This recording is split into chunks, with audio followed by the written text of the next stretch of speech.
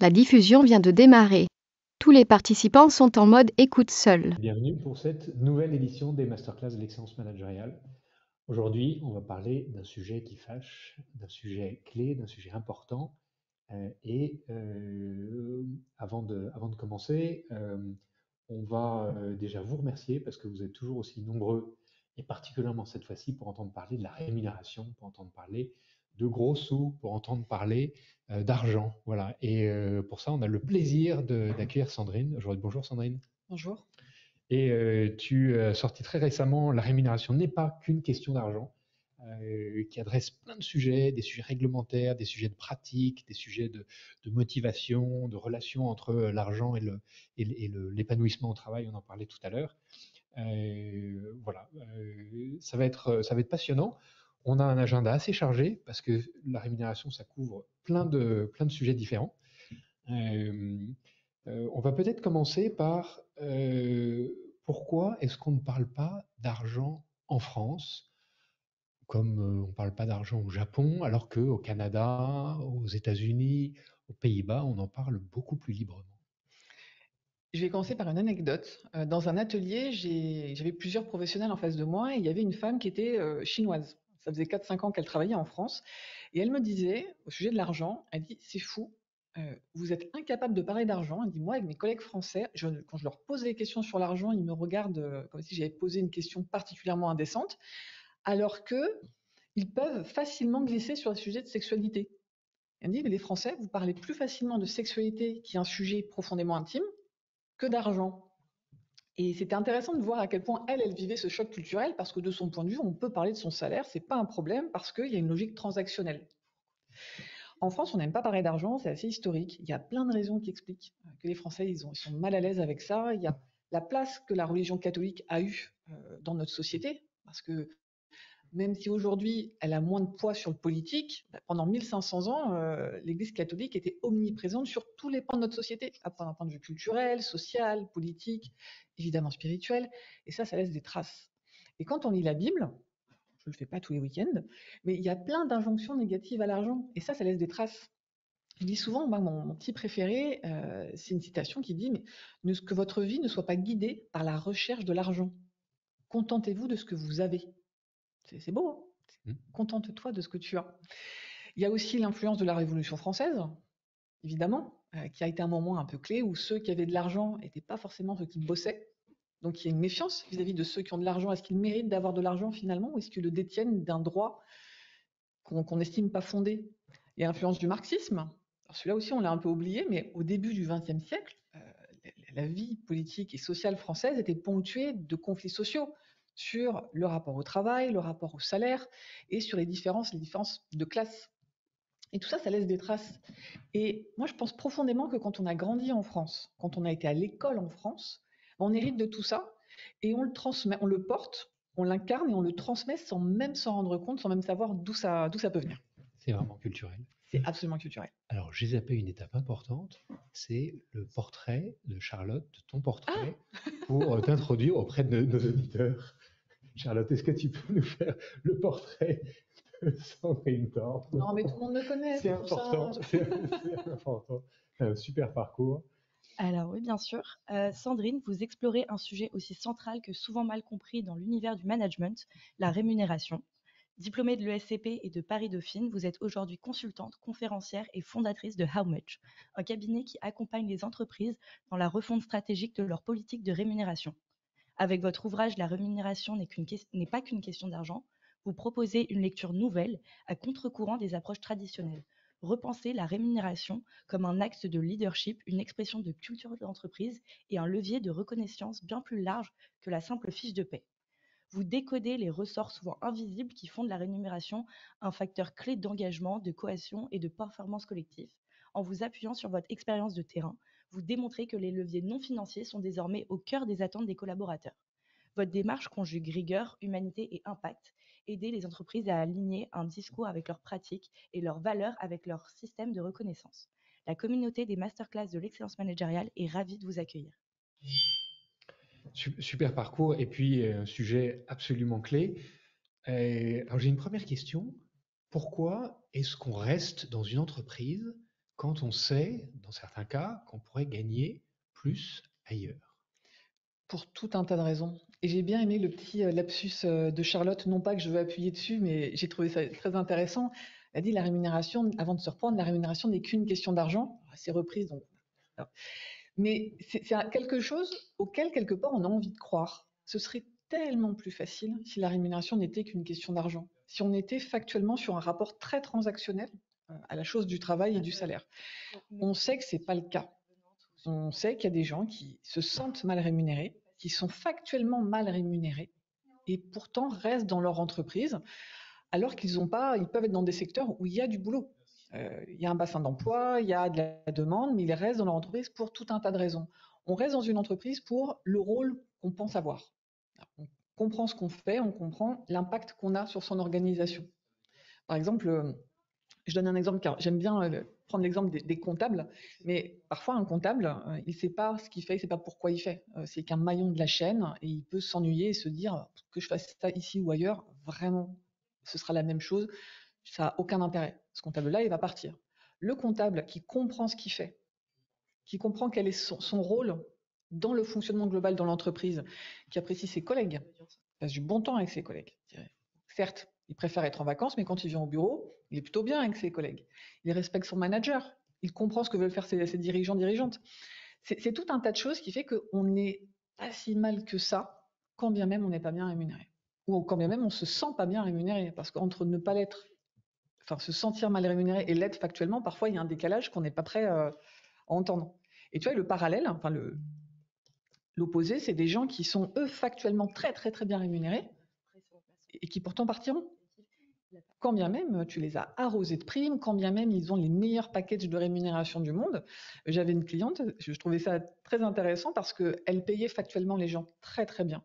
Ils avaient des palanquets d'avantages sociaux, pourtant elle avait du mal à les retenir. Et donc elle vient me voir moi, experte en rémunération, pour voir ce qu'on peut améliorer dans sa politique de rémunération pour que les gens arrêtent de partir. À la fin de l'audit, moi je suis obligée de dire, moi je ne peux rien faire. Le sujet me dépasse moi, parce que là on a un sujet de vision, on a un sujet d'ambition globale, on a un sujet de management. Si je vous dis juste payer les plus, on va rien changer, ils partiront quand même.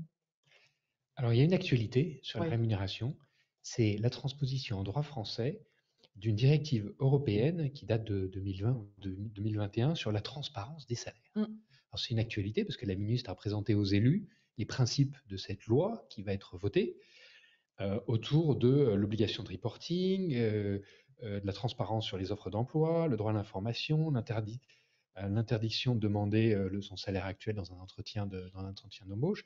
Qu'est-ce que cette loi va changer et pourquoi elle est importante aujourd'hui pour les entreprises? Je pense qu'elle va profondément changer le rapport à la rémunération dans les entreprises, dans la façon dont on l'aborde avec, dans un premier temps, les candidats-candidates, et aussi comment on l'aborde en interne.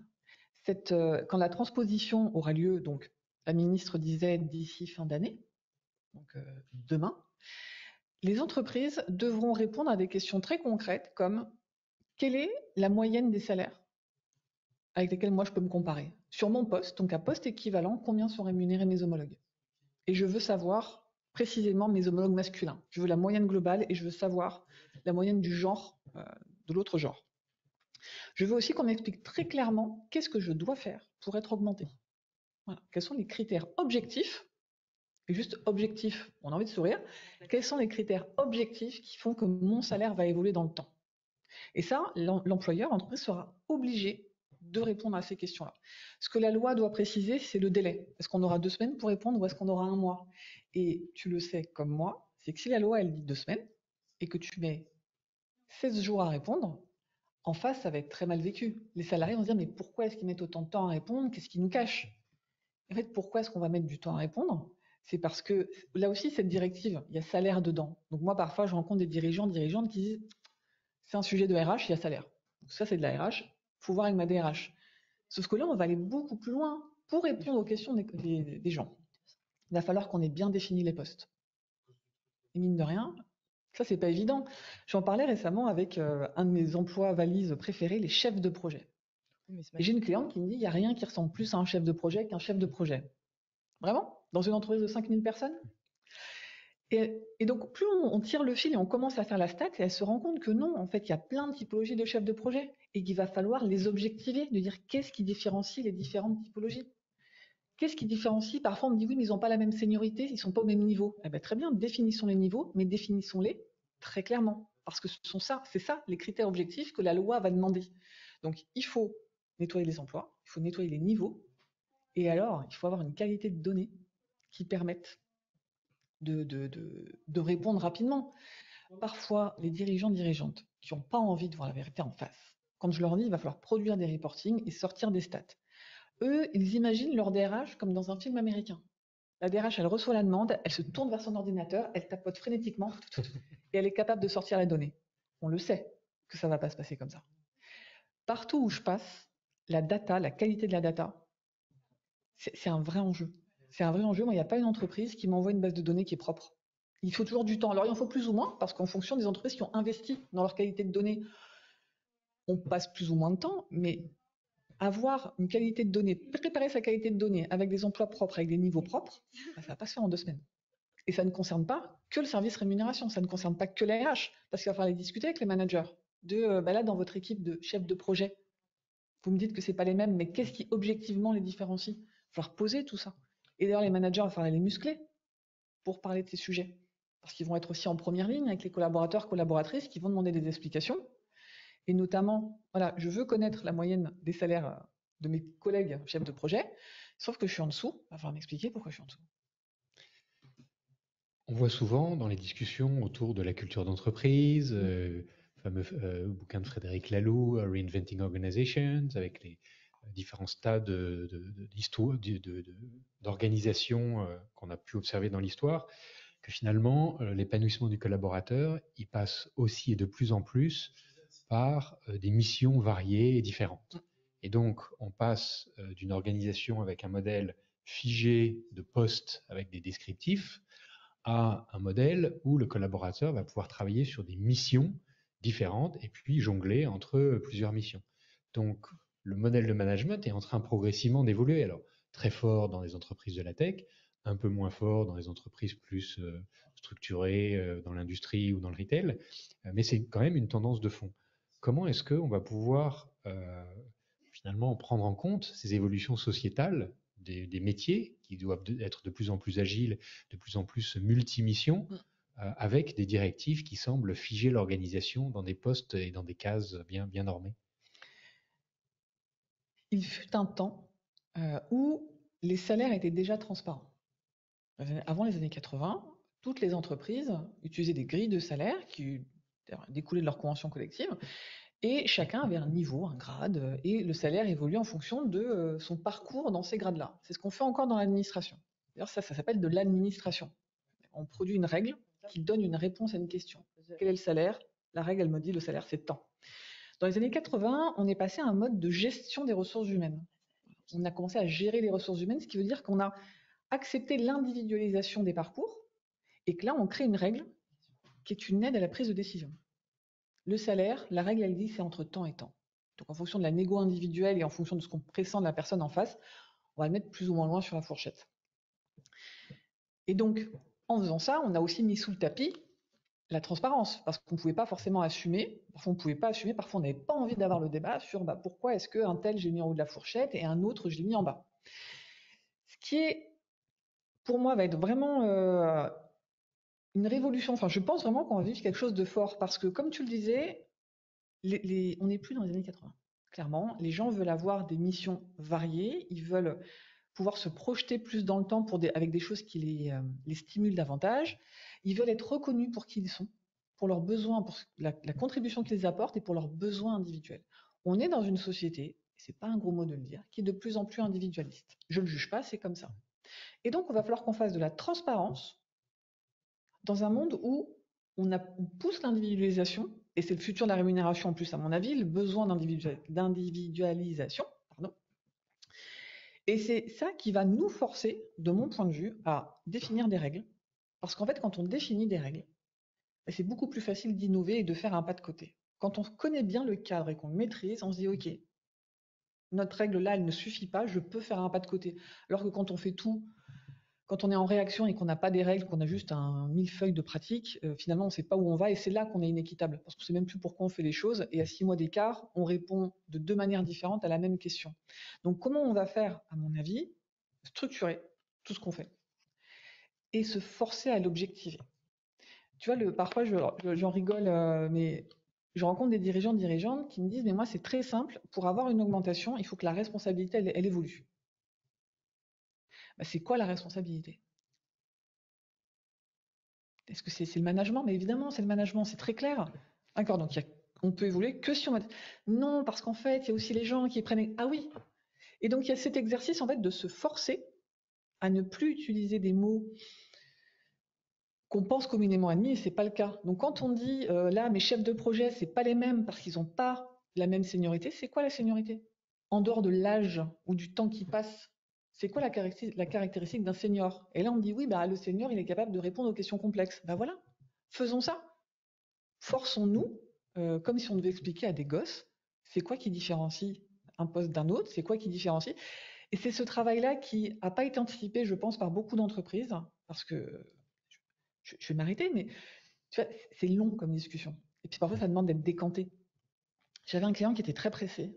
Est-ce que je comprends? Lui, il voulait une nouvelle politique de REM et qu'on avance. Et donc, il me dit, super ton process, ce qu'on va faire, on va partir en COMEX, codir ouvert. COMEX ouvert, on part, tu viens avec nous et on y va à fond. En plus, on sera tous là, le téléphone éteint et à la fin de la journée, on aura notre politique de REM. Alors, tu auras une politique de REM à la fin de la journée, que moi j'appelle la V0. Et ça ne sera pas la version définitive. Oui, je veux la version définitive, ce n'est pas possible. Fais-moi confiance. On est parti au codir ouvert. On est rentré dans le train. Ils étaient très contents d'eux parce qu'ils avaient bien bossé. Ils avaient eu des débats hyper intéressants et ils avaient une politique de REM. Alors, la DRH me suivait, elle me croyait dans le sens où on reprend rendez-vous la semaine prochaine, on rediscute. Et elle me dit, le soir dans le train, tout le monde était content. Le lendemain, les premiers directeurs sont venus à moi. Ce point-là, j'y ai repensé. Et en fait, je suis pas sûre que. Et ensuite, il y a ce qu'on s'écrit sur le papier et ce qui se passe quand tu le confrontes au terrain. Quand tu me dis entre nous, comme ça, entre directeurs, les chefs de projet, ça marche comme ça, comme ça, comme ça, et qu'ensuite tu vas voir le manager et que tu commences à mettre les gens dans les cases, tu es là, ah, ça ne fonctionne pas. La case, elle. Et donc, c'est ce travail d'itération qu'il faut faire et qu'en plus, il faut faire régulièrement. C'est pas, parfois, on me dit, mais moi, j'ai déjà une politique de rémunération, ça, je l'ai déjà fait. Vous l'avez fait quand? Il y a 10 ans. Seigneur, le monde a changé quand même depuis 10 ans.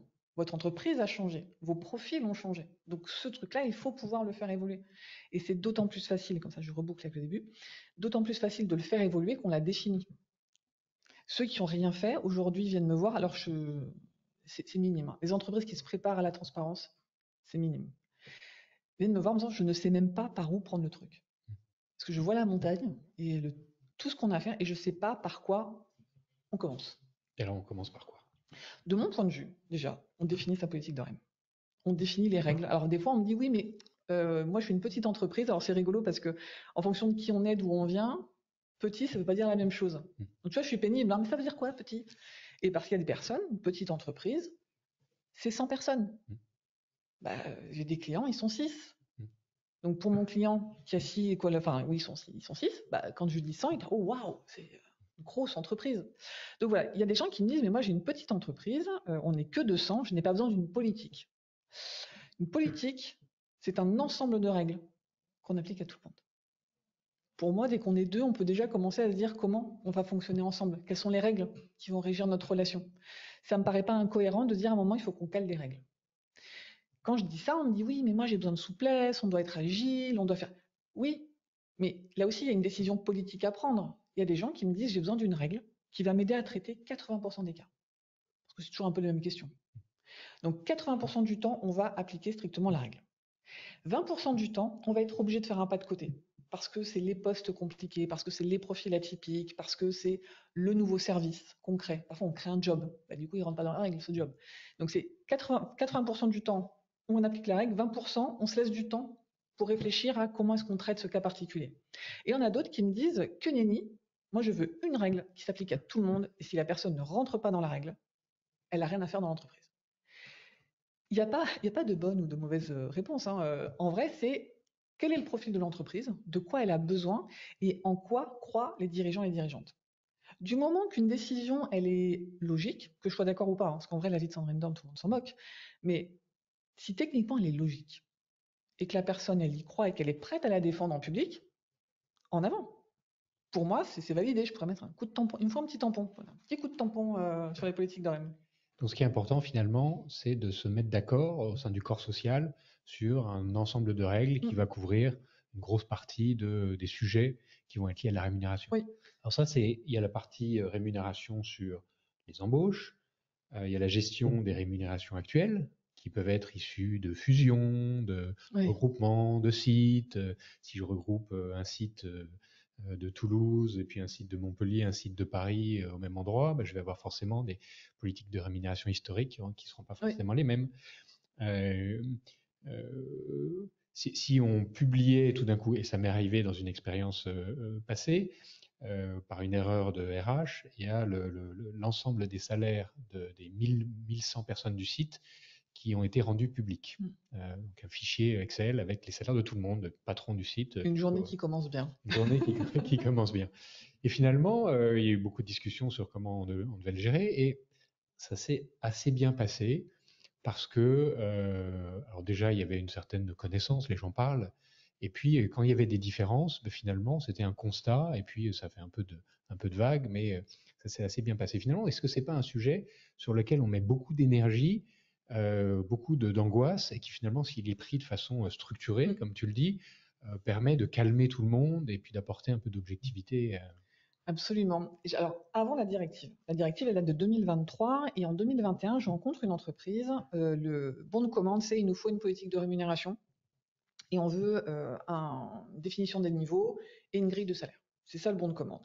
À l'époque, donc on travaille là-dessus, et à l'époque, je demande aux dirigeants transparence ou pas. Parce qu'on en parlait beaucoup, c'est une tendance. Est-ce que tu veux y aller? Tu veux pas y aller? D'abord, qu'est-ce qu'on appelle transparence? Transparence des salaires. Des salaires, ça veut dire quoi? C'est diffuser la grille. Je ne diffuse pas les salaires de tout le monde. C'était toujours avant la directive. Donc, il me rappelle, c'est début 2023 pour un sujet très précis. Et je discute avec la DRH qui me parle de ces sujets du moment. Et un des sujets, c'était la transparence. La transparence, parce que c'est toujours le même dirigeant, ça n'a rien changé. C'était sa boîte. C'est-à-dire, on me dit, on y va. On va où? On dit, on va publier la grille. La politique de REM est déjà en ligne, on va mettre la grille. Mais il va bien? Et il a craqué, qu'est-ce qui s'est passé? Et elle me dit, non, en fait, c'est naturellement, comme ça fait 2 ans qu'on en parle, et qu'on est avancé petit à petit, et que petit à petit, lui, il a lâché des infos, et il s'est rendu compte que la boîte ne brûlait pas. Il s'est senti assez costaud de dire, en fait, ça fait 2 ans qu'on en parle, ça fait 2 ans qu'on a posé une pensée, je suis prêt, je vais assumer. Et pareil, il n'a pas ouvert. Alors, j'aime bien Edouard Pic, le patron de Clinitex, qui lui un jour a dit, un vendredi soir, il a dit, vous savez quoi? Transparence. Et il a rendu public, enfin en tout cas en interne, la rémunération de tout le monde. Bon, ça faut le faire quand on est Edouard Pic, mais quand on y va petit à petit, on gagne aussi confiance, parce que comme tu le disais dans l'exemple que tu prenais, on se rend compte que parfois on a très peur sur un sujet, et en fait on est capable de le gérer. Les autres sont capables de l'entendre. Et quand il y a un heurt, en fait on est capable d'en parler aussi, et de résoudre le sujet, et peut-être d'avancer. Il y a quelque chose qui est une erreur de beaucoup de dirigeants, dirigeantes, c'est l'envie de convaincre les gens. Quand je leur dis, mais pourquoi est-ce que ça, on n'en parle pas? Ils disent, ah non, parce que les gens ne vont pas être d'accord. Mais les gens ne seront jamais d'accord. Enfin, on ne peut pas convaincre 100% des gens, c'est absolument impossible. Ce qui est important, par contre, c'est que les gens ils comprennent pourquoi on fait les choses, comprennent le rationnel de la décision. Ils disent, oui, mais ça ne va pas leur plaire non plus. Peut-être pas. Peut-être qu'effectivement, il y a des gens, ça ne va pas leur plaire. Mais faire un truc qui plaît à tout le monde, c'est impossible. Quand on fait un truc qui, pour plaire à tout le monde, on fait un truc un peu tiède, qui a même plus de personnalité, donc au final, ça ne plaît à pas grand monde. Mais quand on est transparent, quand la personne comprend notre point de vue, elle peut ne pas être d'accord, mais elle n'est pas en colère. Parce qu'elle n'a pas l'impression qu'on est en train de faire les choses, de faire les choses dans son dos, et de lui faire à l'envers, de vouloir la flouer. Non, elle a compris, elle peut ne pas être d'accord, et c'est OK. Et puis il y a des gens qu'on ne convaincra jamais. Donner un exemple, j'avais une cliente, le business de sa société reposait sur des médecins qui avaient une spécialité précise, qui faisaient du rab dans sa boîte. Donc c'était des médecins qui avaient pignon sur rue, qui étaient déjà très très bien payés, parce que sur une spécialité très, très particulière. Et donc il fallait les convaincre, ces médecins, quand même, alors qu'ils travaillaient beaucoup, qu'ils avaient déjà beaucoup d'argent, mais de travailler en plus. Et donc elle avait mis en place plein de choses, c'était hyper intéressant. Là.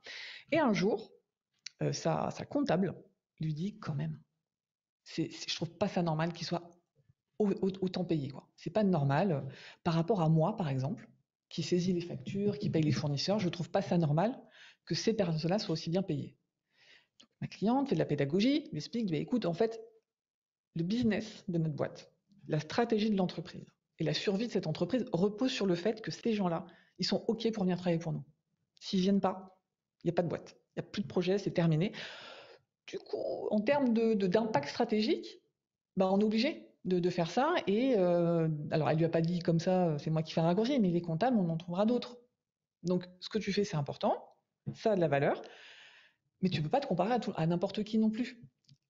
Et ça, la personne ne voulait pas l'entendre. Et donc, elle dit, qu'est-ce que je fais? En fait, on lui explique une fois, on lui explique 2 fois, on lui explique 3 fois, juste parce que jamais 203. Et après, on se dit, on n'arrivera pas à la convaincre. On pourra avoir les meilleurs arguments du monde, on ne la convaincra pas parce que dans sa tête, c'est injuste et ça ne peut pas être autrement. D'où l'importance de défendre ses points de vue, enfin déjà de les définir, de les défendre, et puis de renoncer. On ne convaincra pas tout le monde et les personnes avec qui on n'est vraiment pas d'accord, on n'est vraiment pas d'accord.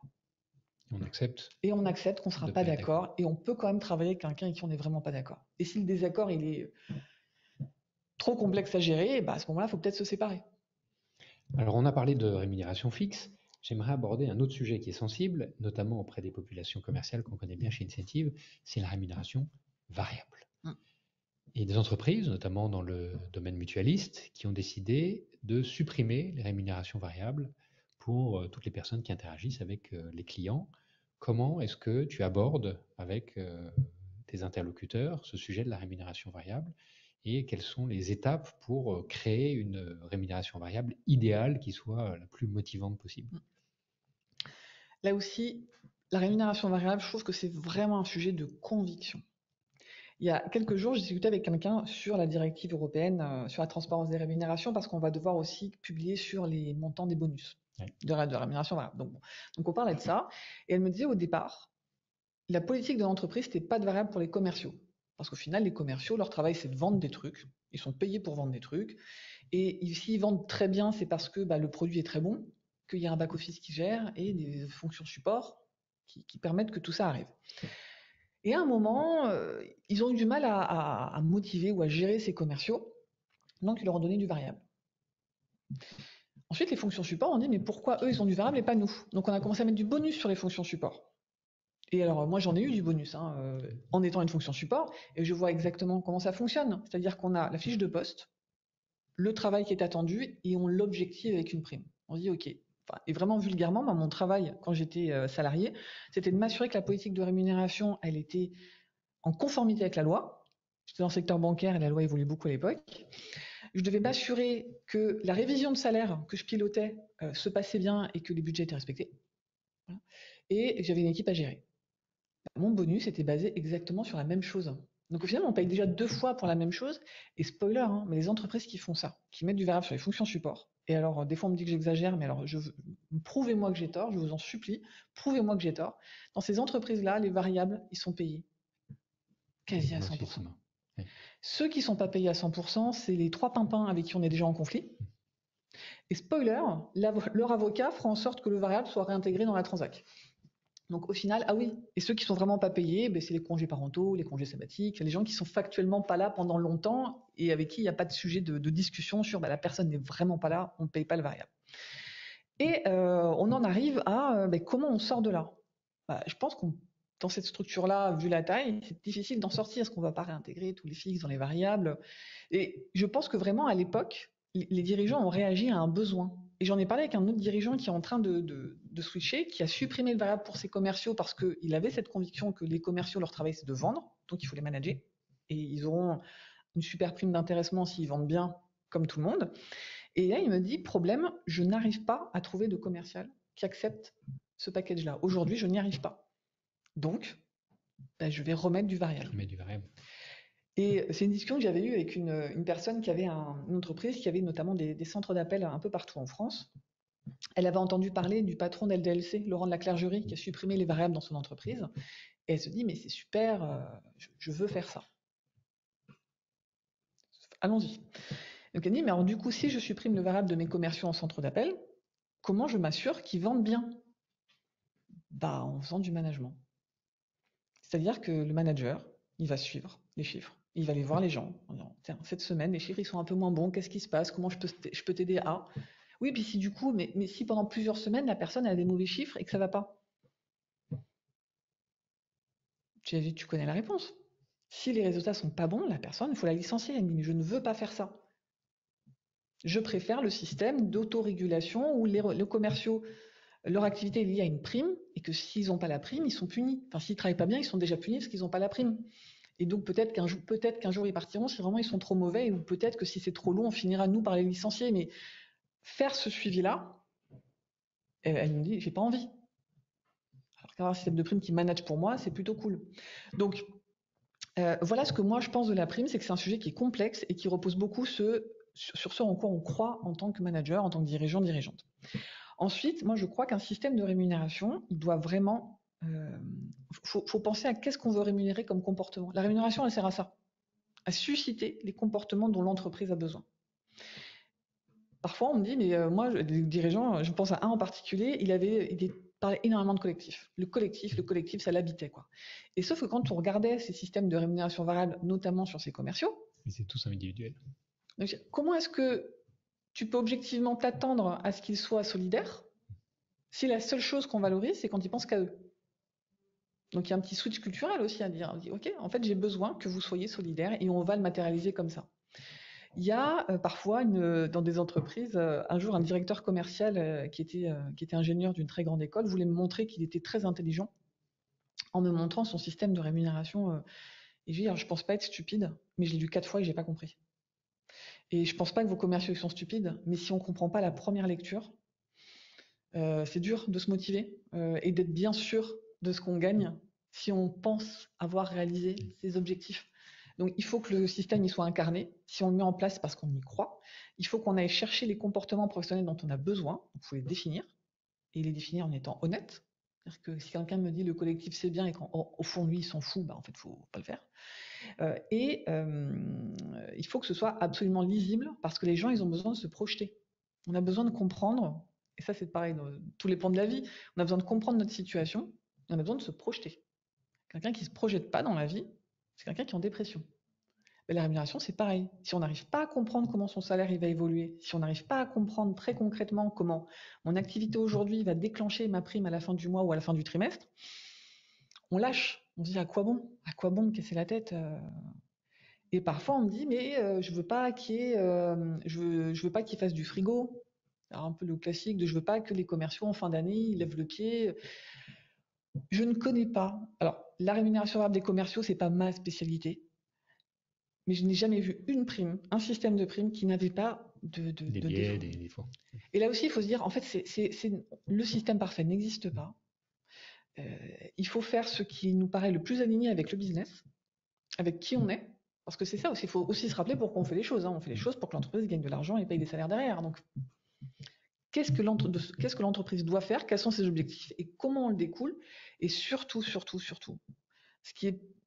Ça, je l'ai vu dans certaines entreprises qui n'avaient pas une culture commerciale. Celles qui avaient une grosse culture commerciale, je ne l'ai pas vu, mais celles qui n'ont pas une culture commerciale, où la fonction commerciale, elle n'est pas incarnée, notamment dans le CODIR, ils ont la trouille de faire évoluer leur système.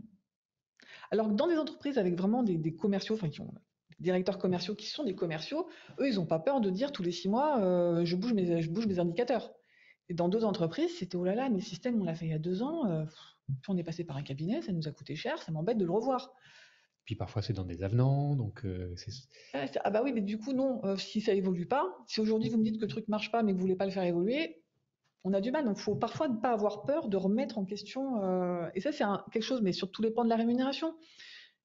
Parce que c'est un sujet sensible, on a encore plus peur de se planter, de faire quelque chose qui ne marche pas.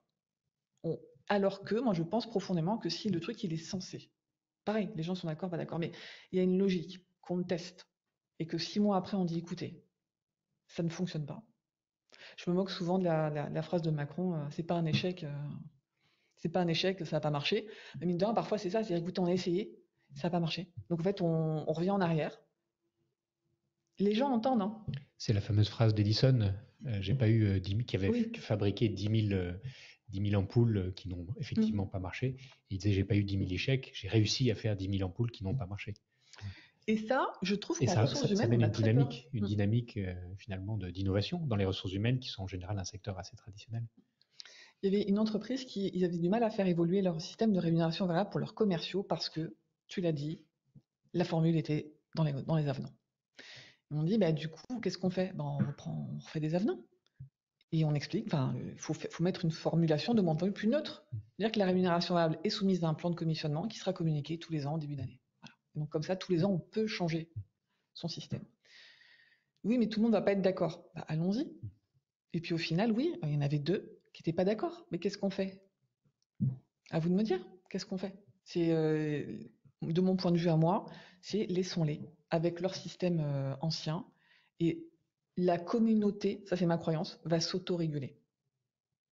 Au bout d'un moment, ils vont être un peu exclus, ils vont se sentir exclus du système, d'avoir un système de rémunération variable que pour eux, les autres vont le savoir, vont aussi un peu les exclure, il va y avoir quelque chose. Et si on a bien fait notre boulot et que la formule qu'on a trouvée, elle marche mieux, c'est eux-mêmes qui vont dire, en fait, j'aimerais bien être sur le même plan que les autres. Et ça donne aussi, je trouve, un signal de si quelqu'un qui veut pas signer son avenant, alors quand on essaye, enfin, quand on est transparent, peut-être c'est un signal que la confiance est rompue, que la personne elle ne veut pas toucher à son contrat parce qu'elle est persuadée qu'on est en train de lui faire à l'envers. Donc c'est intéressant aussi. On ne parle plus de rémunération, là on parle de confiance. Donc finalement, si je te pose la question de but en blanc, rémunération variable, pour ou contre, tu réponds quoi? En théorie, dans le beau pays de en théorie, moi je suis contre. Maintenant, je n'ai pas encore écrit oui oui au pays de la RH. Et dans les faits, il y a des endroits où ça marche très bien. Il y a des situations où ça marche très bien. Il y en a où on a dévoyé le système et ça ne fonctionne plus. Et alors je vais le reciter, le patron de LDLC dit une prime, au début ça fait plaisir, puis après ça déprime. La première elle fait plaisir, la deuxième elle déprime. Ça, je pense que dans les systèmes, justement, quand la formule elle veut rien dire, notamment sur les fonctions support, quand la formule elle veut rien dire et qu'on comprend pas quel est le plus par rapport au job, bah, en fait la deuxième c'est vraiment c'est de l'acquis. Et c'est normal parce que la rémunération, parfois, alors j'ai des dirigeants qui me disaient, qui me parlaient de tout ce qu'ils avaient mis en œuvre et qui me disent, mais et en plus ils disent pas merci. Alors c'est pas que les gens sont mal élevés, c'est que fondamentalement la rémunération c'est la contrepartie d'un travail fourni. Donc quelque part, alors j'exagère un peu parce qu'on n'a pas 2 heures et que je sais que je parle beaucoup, mais quelque part, si je t'augmente, c'est normal, tu mérites. Tu as travaillé beaucoup pour évoluer, et ben c'est normal que je t'augmente. Après, tu es poli, tu vas me dire merci, mais dans l'idée, c'est un peu normal. Quand la prime ne vient pas en bonus, c'est-à-dire qu'il n'y a pas un événement exceptionnel qui fait que, en fait, c'est assimilé à du salaire et ça devient normal d'avoir sa prime tous les ans et qu'elle fasse à peu près le même montant. Il y a même parfois, dans mes anciennes fonctions, des gens qui disaient, mais je comprends pas, parce que j'ai fait l'année dernière, c'était une bonne année. Cette année, c'était une aussi bonne année. Alors, il s'est rien passé de particulier, hein, mais j'ai bien fait mon travail quand même. Il y a pas de, je comprends pas que ma prime, elle évolue pas. Alors, vulgairement, je comprends pas que tu comprends pas. Mais ça, c'est aussi un manque de pédagogie où finalement, en tant que salarié, comme on veut jamais se parler d'argent, en fait, on se forme pas non plus ni au sujet de l'argent. Donc, quel est notre rapport à l'argent? Qu'est-ce qu'on dit quand on parle d'argent? Ce que je dis souvent, mais quelqu'un qui demande une augmentation veut des sous, mais pas que. Il y a une demande cachée derrière. De reconnaissance. Notamment, mais c'est quoi la reconnaissance? Tu vois, parfois, je rencontre des gens, la notion de reconnaissance, elle est très différente. J'avais quelqu'un, alors pas plus tard que ce matin, un dirigeant qui me disait que dans son entreprise, qui est autogérée, un peu entreprise libérée, les gens déterminent eux-mêmes leurs primes. Et là, il en arrive à une réflexion que j'ai trouvée hyper intéressante. Il me dit, là, j'en arrive à, je pense que si on définissait un manager, parce qu'il n'y a pas de manager évidemment, si on définissait un manager et que c'est le manager qui décidait des primes, et je crois que ça leur ferait plus plaisir. Quand bien même la prime serait plus basse. Oui. Parce que là, en fait, toutes les anecdotes qu'ils me racontaient en venaient à, en fait, les gens ont besoin que quelqu'un qu'ils respectent, en tout cas techniquement, leur dise, t'as bien fait ton travail. Et j'ai le droit de te le dire parce que je suis au-dessus de toi. Quand c'est un collègue, il y a un truc un peu qui peut paraître parfois un peu, bah oui, bon, au nom de quoi il trouve que ce que je fais c'est bien. Alors que quand on met une hiérarchie managériale ou d'expertise, de dire, ah purée, cette personne, elle trouve que ce que je fais c'est bien. Là, je parle vraiment de cette entreprise-là, je ne fais pas une généralité. Et je suis partie loin. Donc, pour ou contre la prime, ça dépend. Ça dépend. En théorie, je ne suis pas fan parce que ça évite de faire du management et qu'elle est trop dévoyée et qu'on l'utilise très mal. en pratique, il y a des environnements où ça fonctionne et où quand il y a un événement exceptionnel ou des résultats exceptionnels, et ben ça fait quand même sens de faire quelque chose en plus que le salaire qu'on paye tous les mois. Je ne sais pas si j'ai répondu à ta question Très en bien. partant dans... Très bien. Quand Frédéric Reichsberg, en 1959, je crois, publie Motivation at Work, qui est un des monuments de la science de la motivation au travail, il distingue, on s'appelle la théorie des 2 facteurs, il distingue 2 facteurs, les facteurs de motivation et les facteurs d'hygiène. Dans les facteurs de motivation, il y a la reconnaissance, il y a le sens du travail, il y a le sentiment d'accomplissement. Et puis, dans les facteurs d'hygiène, donc qui ne peuvent apporter que du mauvais, enfin de la démotivation si jamais c'est mal géré, il y a l'argent. Finalement, c'est assez étonnant qu'en 1959, on considère que l'argent puisse pas être un facteur de motivation, mais uniquement une question qu'il faut bien gérer pour éviter que les gens soient vraiment déprimés, quoi. Est-ce que tu crois que depuis 1959, la société a évolué, ou est-ce qu'aujourd'hui, l'argent peut devenir un vrai moteur de motivation? Ce qui est intéressant dans la théorie d'Herzberg, déjà, c'est qu'il distingue bien les tâches répétitives des tâches dites intellectuelles. Donc, quand tu es sur une chaîne de montage et qu'on te dit, grosso modo, dans la journée, tu es censé visser 10 trucs, si tu arrives à en faire plus de 10, là, tu as ta prime, là, tu vas y aller. Là, tu es motivé, parce que tu sais que... Donc, il dit, pour les tâches simples et répétitives, le bâton carotte, ça marche très bien. Les chauffeurs Uber qui sont motivés à venir à 2 heures du matin parce qu'il n'y a pas assez de chauffeurs et on les augmente, on augmente le coût au kilomètre.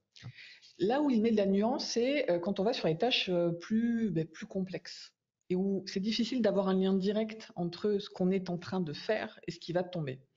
Et je pense pas, malheureusement, qu'on sorte du bâton carotte tout de suite. Et même si, quand je le dis, tout le monde a des anecdotes à me raconter sur la collaboratrice, le collaborateur qui était démotivé, qui avait plus envie et qu'on a super augmenté. Et non seulement il n'a pas dit merci, mais en plus il était toujours pas motivé.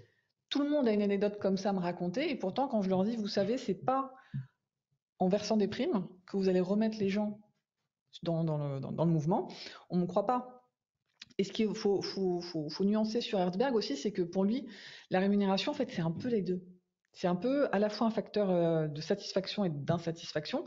Satisfaction dans le sens, il faut déjà avoir un niveau de salaire OK. C'est-à-dire quelqu'un qui est très très mal payé, c'est pour ça qu'en France on a le SMIC, mais quelqu'un qui sait qu'il est très mal payé par rapport à la norme, il ne sera pas motivé. Mais parce que là, on va y toucher le sens. Il y a un sentiment d'inéquité. Oui, et puis on va y toucher le sens. Pourquoi est-ce que moi, je serais payé moins de 20% que mes collègues? C'est pas normal. Donc là, on va toucher le sens. Donc ça. Mais si le salaire, il est déjà à un niveau OK. Et donc là, en fonction du poste, en fonction du niveau OK. En fait, tout ce qu'on va rajouter, ça servira à rien. Ça passe en facteur d'insatisfaction. Et que finalement, comme on ne sait pas parler d'argent, parce que ça nous met mal à l'aise, on ne sait pas parler de nos besoins. Et moi, je connais peu de gens qui sont conscients de leurs besoins fondamentaux dans la vie. Tu parlais de reconnaissance, ben, en fonction de tes besoins, la reconnaissance, elle ne prend pas les mêmes. En fait, bizarrement, on déteste parler d'argent, mais quand ça va pas, on sait parler que de ça.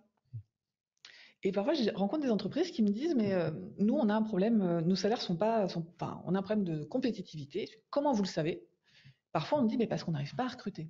Non, parce que les gens s'en vont. Vous avez recruté? Oui, oui. Parce que souvent, c'est dans l'autre sens. Compétitivité, c'est on n'arrive pas à recruter. Du coup, les gens s'en vont et en fait, ils s'en vont parce qu'ils partent chez nos concurrents pour 15-20% de plus. Et là, c'est toujours un peu émouvant, parce que je veux dire, vous vous rendez compte que là, on est en plein déni. Hein. Mais qui, de sain d'esprit, hein, qui peut plus blairer son chef, qui déteste sa boîte, qui peut plus encadrer ses collègues, irait dire à son manager, tiens, voilà ma lettre de motivation, je pars parce que t'es nul, je comprends pas tes décisions, l'équipe de bras cassés, j'en peux plus, et de toute façon, la boîte, j'ai jamais cru. Et d'ailleurs, est-ce qu'on pourrait réduire mon préavis? Non, personne fait ça. On va tous se dire, écoute, bah, je m'en vais, bah oui, mais on m'a proposé moins 20%. Et là, la manager peut dire, oh, mais t'as raison, mais je comprends. Alors ça m'arrange pas, mais je comprends. Et on passe 3 mois dans le plus grand des calmes. C'est apaisé. Et comme ça, ensuite, la manager peut dire à l'RH, bah, c'est votre faute. Les salaires, ils sont pas au niveau depuis le temps que je le dis. Et donc, on est dans un espèce de déni comme ça qui est entretenu parce que c'est quand on a du mal à parler d'argent, mais quand ça va pas, c'est le seul truc qu'on met en avant. En tout cas, ensemble, on a pu parler d'argent. C'est Oui. merveilleux. J'ai une dernière question qu'on pose à tous nos invités. Est-ce qu'il y a une citation qui t'inspire particulièrement, Sandrine? Alors, c'est une citation de Bruce Lee dans une interview Ça, télé. on l'a jamais fait. Une citation de Bruce Lee dans une interview télé que je vous invite à regarder. Il résume sa philosophie, c'est quelqu'un qui pensait beaucoup, à Be water, my friend. Sois comme l'eau. Et sa philosophie de vie, c'était de dire, mais il faut être comme l'eau. L'eau, elle est dans la rivière, elle est là, elle vit. Et tu la mets dans une tasse, elle prend la forme de la tasse. Tu la mets dans une théière, elle prend la forme de la théière. Et c'est comme ça que l'eau avance, en fait. Et donc, sois comme l'eau. Be water, my friend. Be water, my friend. En tout cas, notre esprit est beaucoup plus agile et beaucoup plus intéressé sur ces sujets de l'argent. On a parlé de méthodologie, on a parlé d'histoire, on a parlé aussi de l'actualité qui est brûlante. Si vous êtes intéressé, vous aussi, par ces questions de rémunération, n'hésitez pas à contacter Sandrine Dorbe avec son dernier ouvrage, La rémunération n'est pas qu'une question d'argent. Un immense merci de ta présence. Merci pour l'invitation, avec nous. j'étais ravie. C'était un grand plaisir. À bientôt. Merci.